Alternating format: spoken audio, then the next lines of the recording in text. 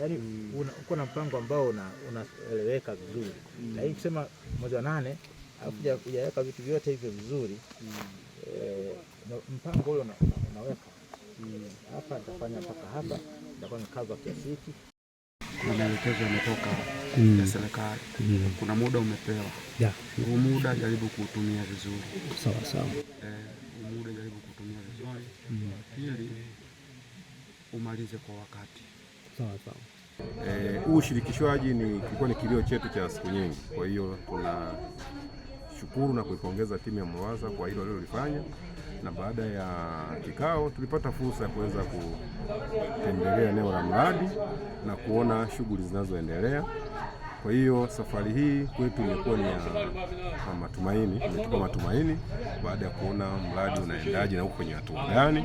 Leo tulipata nafasi ya kutembelea mradi wa maji wa kata ya Mindu, ambapo katika ziara hii tulifanya na viongozi wa kata ya Mindu. Kwa hiyo tumeenda kujionea hali ya utekelezaji wa mradi huo. Mradi umefikia 50%. Mkandarasi yuko site na endelea kutekeleza kazi hiyo. Mradi ambao unatekelezwa na MURUWASA kwa kugharamiwa na serikali ya Jamhuri ya Muungano wa Tanzania una gharama ya shilingi bilioni 3 na milioni 367. Ni mradi ambao unaenda kufaidisha wananchi zaidi ya 10,000 wanaoishi kwenye mitaa hii. Ahadi yetu sisi kwamba tuondoe mashaka, tupo kazini na tupo katika utekelezaji wa hii kazi. Nadhani wao wenyewe wanaona tupo kila siku pale site na wanatuona katika utekelezaji wetu tulionao.